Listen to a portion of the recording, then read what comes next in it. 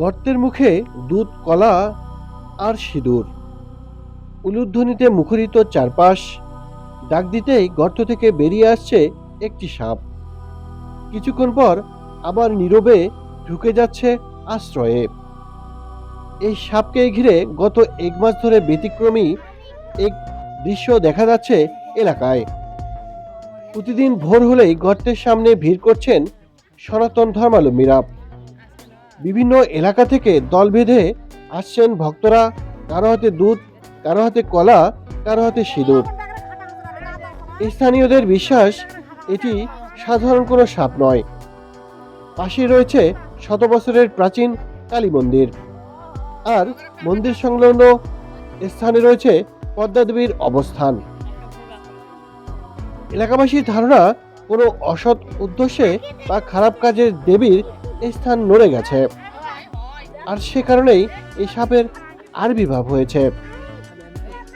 ভক্তদের বিশ্বাস, এই সাপের মধ্যেই প্রকাশ পেয়েছে পদ্মা দেবী। তাই দেবীকে তার নিজ স্থানে ফিরিয়ে আনতেই চলছে এই ভক্তি, এই পূজা, এই প্রার্থনা। ঘটনাটি বগুড়া জেলার শিবগঞ্জ উপজেলার ময়দানহাটা ইউনিয়নের বুজরুক সকরাই হিন্দুপাড়া গ্রামের। এখানে এই যে মহাদেবের আসন আছে, আপনার পদ্মার মুখে। এখানকারটা কি ওখানে গেছে নাকি বলতে পারি, এখন মাই বলতে পারে, বাবাই বলতে পারে। এখন মা আমাদের ছয় মা আছে, শীতেরা সবাই তারা বলতে পারে, আমি তো বলতে পারি। কিন্তু আমরা অনেক আপনি প্রত্যেক দিন বাড়ায়, প্রত্যেক দিনই আপনার ওখানে দেখা যায় যে মানে যে দর্শন ভালো মনে আসে তাকে দর্শন দেয়।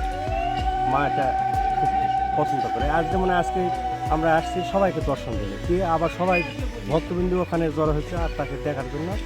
আবার সে দেখা দিবে, আবার সময় হলেই, তার সময় হলে সে আবার দেখা। আশেপাশে যে গ্রাম আছে, আপনি বিরাট থেকে, তারপরে হচ্ছে গোবিন্দগঞ্জ থেকে, তারপরে আপনি হচ্ছে হাসিতলা থেকে, আপনার দিকে ফুলপুকুরিয়া, পানিতলা, বিরাট, আপনার পানেশ্বর, এদিকে বিভিন্ন এলাকার লোক আসতেছে। এইদিকে গোবিন্দগঞ্জ ওই পাড় থেকেও আসতেছে, আবার ঘোড়াঘাট থেকে আসতেছে। এই এলাকার লোক সব দেখতে আসতেছে, তারা দেখে দেখে চলে যায়। আমরা মনে করছি বাবা মহাদেবের জিনিস, মা দেবী, পদ্মা দেবী আছে, পদ্মা দেবীর জিনিস। এই হিসেবে আমাদের সে খাদ্য আমরা দিচ্ছি, সেবা দিচ্ছে। গ্রামের সবাই, আশেপাশে সবাই আসতেছে, আসে দেখতেছে।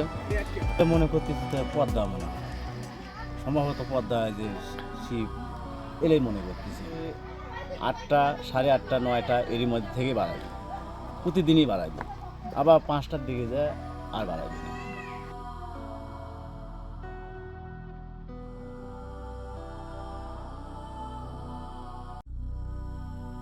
বিশ্বাস আর লোককথার আবেশে প্রকৃতির এক রহস্যময় উপস্থিতিকে ঘিরে এখন ভক্তির কেন্দ্রবিন্দু হয়ে উঠেছে এই ছোট্ট গর্তটুকু। শেষ পর্যন্ত এটি অলৌকিক কিছু নাকি প্রাকৃতিক স্বাভাবিক নিয়ম, সেই প্রশ্নই উত্তর সময়ই দেবে। বিষয়টি ধর্মীয় বিশ্বাস